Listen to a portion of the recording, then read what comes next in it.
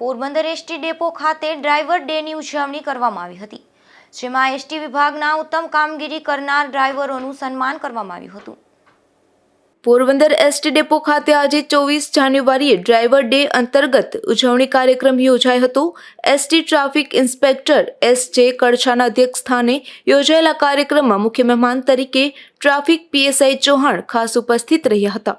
આ કાર્યક્રમમાં ડેપો ખાતેની વર્ષ 2023ની ફરજ દરમિયાન કરકસરપૂર્વક સૌથી ઓછો ડીઝલ વપરાશ કરી પ્રથમ નંબરે આવનાર પોપટભાઈ જીવાભાઈ કેશવાલા, દ્વિતીય નંબરે માલદેવભાઈ ભીમાભાઈ આગઠ તથા તૃતીય નંબરે આવનારા કાનાભાઈ રાજસીભાઈ કડછાને સન્માનિત કરી પ્રમાણપત્ર આપવામાં આવ્યું હતું। ઉપરાંત પોતાની ફરજ દરમિયાન એક પણ અકસ્માત કર્યો ન હોય તેવા 24 ડ્રાઈવરોને પણ સન્માનિત કરવામાં આવ્યા હતા। આજના આ 24 જાન્યુઆરીના દિવસે ડ્રાઈવર્સ ડે ઉજવવામાં આવે છે, જે પ્રેરણાદાયક છે અને દરેક ટ્રાફિક સહાયક અને ટ્રાફિક પોલીસના સહયોગથી અને ડ્રાઈવરોને પ્રોત્સાહિત કરવામાં આવે છે। પોરબંદર ડેપોના 21 ડ્રાઈવર કે જેઓએ કોઈ પણ જાતનો અકસ્માત કરેલો નથી તેઓ સન્માનપત્ર સ્વાગત કરે છે અને બધાનો સહયોગ મળ્યો છે અને આવા કાર્યક્રમ થતા રહે તો અમારા ડ્રાઈવરો પણ પ્રોત્સાહિત થાય અને ભવિષ્યમાં અકસ્માતનો કોઈ બનાવ ન બને અને તેની તાકેદારી રાખે અને સલામત સવારીમાં અમારો પૂરેપૂરો વિશ્વાસ જળવાઈ રહે એવો અમારો બધાનો અભિગમ છે। અલગ હોય એટલે ખરેખર તમારે તો પોરબંદરની અંદર વાહન ચલાવવું પડે, અમદાવાદ સિટીમાં પણ વાહન ચલાવવું પડે। જે ટ્રાફિક કલ્ચર અમદાવાદની અંદર સફળ થતું હોય એ પાછું પોરબંદર સફળ થાય એવું જરૂરી નથી, કારણ કે ત્યાં તમારે સિગ્નલ પર ચલાવવાની હોય છે બસ, અહીંયા સિગ્નલ વગર ચલાવવાની હોય છે, ગ્રામ્ય વિસ્તારમાં જવાનું હોય છે, અચાનક નાના રસ્તામાંથી કોઈ પણ આવી શકે તો ખરેખર તમારે બહુ ધ્યાન રાખવું પડે છે। જેવી રીતે આપણે પોરબંદરની અંદર સફળ થાય કલ્ચર જે હોય એ અલગ વાત કરી, દરેક સિટીનું ટ્રાફિક મેનેજમેન્ટ બાબતનું કલ્ચર અલગ અલગ હોય છે, એટલે તમારે એસટી ડ્રાઈવર દરેક સિટીમાં જવું પડતું હોય છે દરેક, અને છતાંય વાત કરી સાહેબ એમ કે 24 જણા છે, અત્યારે હાજર 22 છે, 22 તમારે અહીંયા પોરબંદરના ડિવિઝનના 22 ડ્રાઈવર એવા છે કે જેમણે એક પણ અકસ્માત નથી કર્યો અત્યાર સુધી એના સર્વિસ દરમિયાન।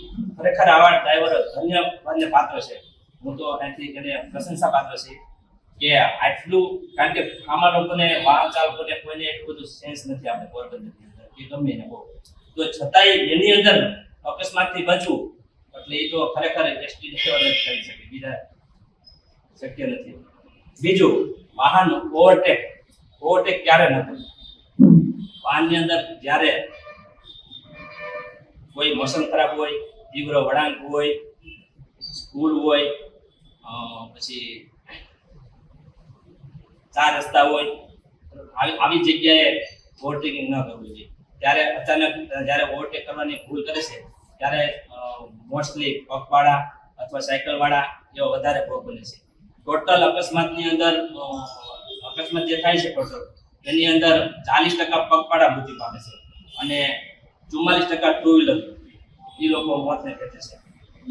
બીજું, હવે આ સિવાય તમે તો તમારી રીતે સેફ તમારે ડ્રાઇવિંગ કરશો 100%, બરાબર, એમાં બીજા પરિવાર માટે આપણે હેલ્મેટ પહેરવો ખૂબ જરૂરી છે, સીટ બેલ્ટ પહેરવો જરૂરી છે। હેલ્મેટ પહેરવા માટે માણસોની હેરસ્ટાઈલ થાય છે કે હેરસ્ટાઈલ ખરાબ થઈ જાય, અને વાળ પ્રસંગમાં જવું તો હેલ્મેટ જ પહેરતા, પ્રસંગમાં કે જતો હોય તો સીટ બેલ્ટ નથી બાંધતા, મારા કપડામાં ક્રીઝ પડી જાય, આપણે આપણું જોર ક્યારેક આવું રોજ નથી બનતું, ક્યારેક એવું થાય તો આપણી જિંદગી ક્રીઝ થઈ જાય, આપણે જિંદગી, અને ખરેખર આપણે હેલ્મેટ પહેરવો જોઈએ। બીજું, તમારી પાસે મોબાઈલ છે, કોઈની પાસે 25,000 50,000 કે લાખનો મોબાઈલ છે, એ મોબાઈલ ઉપર લેમિનેશન કરશે, ટફન ગ્લાસ કરશે, એમાં 1,000-1,200 રૂપિયાના ખર્ચો કરશે ને મોબાઈલ આપણો બગડે ને એટલા માટે, પણ સારો આઈએસઆઈ માર્કાનો હેલ્મેટ હોય એ 1200 રૂપિયામાં આવી જાય, એ નહીં કરી।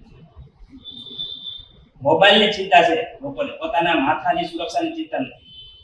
આપણે આવીશું તો આપણા પરિવાર માટે આપણે જો ઓલું છે, આપણે બધાય કમાનાર વ્યક્તિ જો મુખ્ય જો કોઈ પરિવારનો એક વ્યક્તિ જો જીવ ગુમાવશે તો એની પાછળ આખો પરિવાર હેરાન થઈ જાય, બરબાદ થઈ જાય। તો આ તકે ટ્રાફિક પીએસઆઈ દ્વારા મહત્વનું માર્ગદર્શન અપાયું હતું। ત્યારે આ કાર્યક્રમમાં assistant traffic inspector H.M. Rughani, D.N. Modhwadia, સંકલન સમિતિના હોદ્દેદાર તથા ડેપોના કર્મચારીઓ પણ બહોળી સંખ્યામાં ઉપસ્થિત રહ્યા હતા। નિપુલ પોપટ, ગુજરાત ન્યૂઝ, પોરબંદર।